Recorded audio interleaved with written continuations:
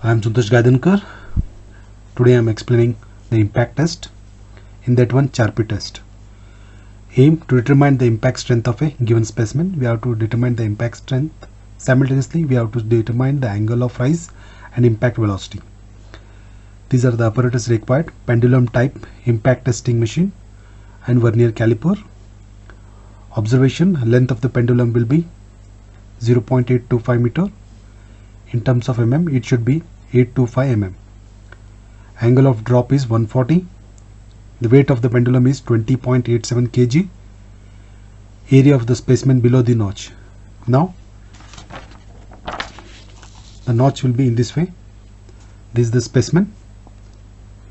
The diagram is drawn here. The area of the specimen you have to find out. How to find out the area? You have to measure this part. This will be 10. And area below the notch will be 5. If you multiply 10 divided by 5, it becomes 50 mm. Now how to measure? With the help of vernier caliper, you have to measure that part.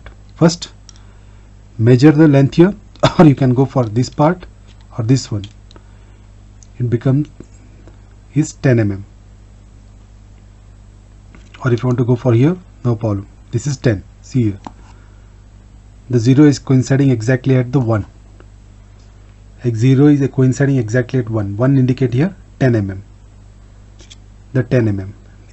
The notch. Now here, if you measure the notch, area below the notch, here it will be 5 mm. 5 mm. That means here 0 exactly coincide with the 5. Multiply 10 into 5, it becomes 50 mm. The area for this specimen will be 50 mm. That is 10 into 5, it becomes 50 mm. Now we are going to conduct the impact test. Impact test.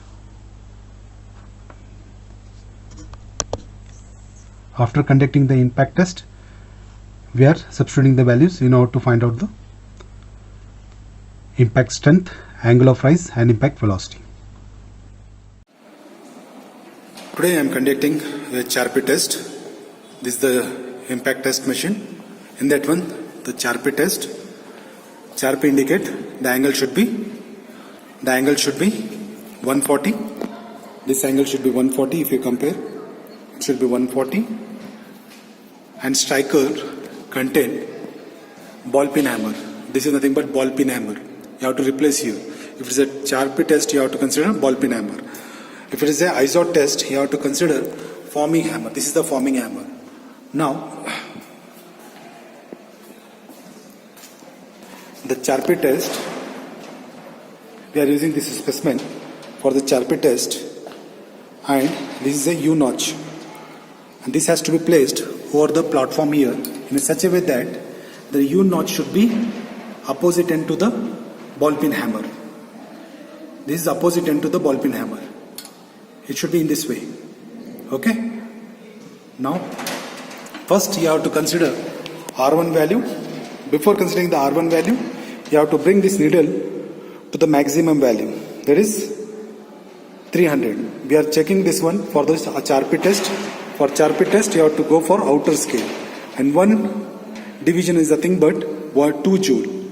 It is 2 joule. For ISOT test, one division is nothing but 2 joule. But here you have to see this scale for ISOT test. Now I am conducting the Charpy test.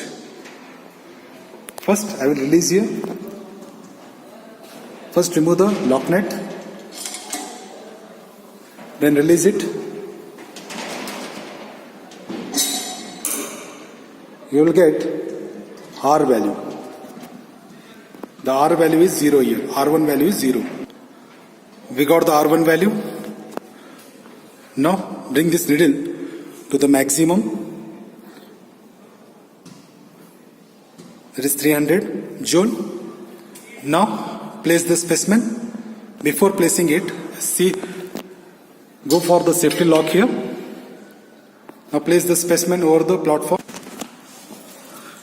Place the specimen. The specimen should be placed. The notch should be opposite end to the striking hammer. It should be placed in this way, opposite end. This part should be very important here. Next, release the lever, remove the safety lock, release the lever,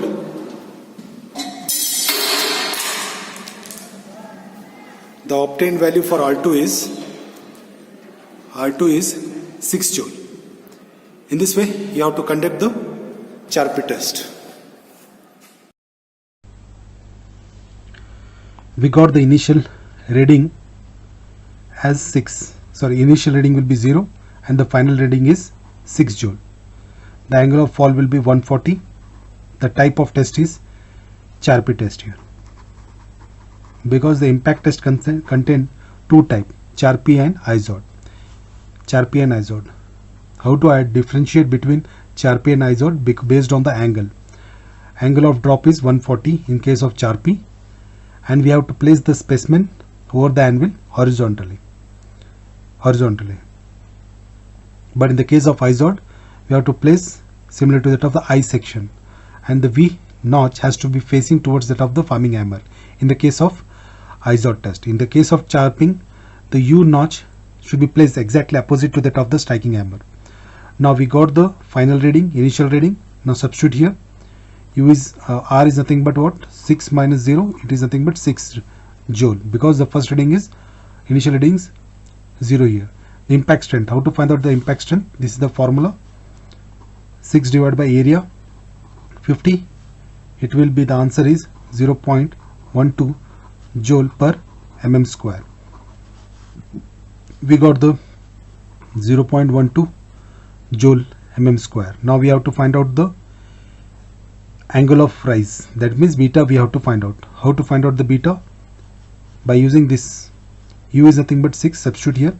6. What is W? W is nothing but 20.87. R in terms of mm you have to take. R in terms of mm you have to write 825 cos beta minus cos alpha is nothing but 140 here. 140. 6 divided by 20.87 into 825. Bringing this one to this side, it becomes cos 140 and becomes cos beta, and this value will be minus 0.765 cos beta.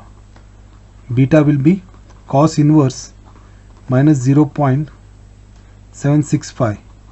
The angle will be 139.96 degree. This is the angle of rise, 139.96. This value should be approximate near to that of the 140. Next, you have to find out the impact velocity. Impact velocity 2. G is nothing but gravity, 9.81. R value in terms of meter you have to take. R value in terms of meter you have to take. 0.825. 1 minus cos 140. If you calculate, the answer will be 5.346 meter per second. 5.346 meter per second. In this way, you have to find out the impact strength, angle of rise, and impact velocity of a Charpy test. I am Santosh Gayankar. Thank you very much.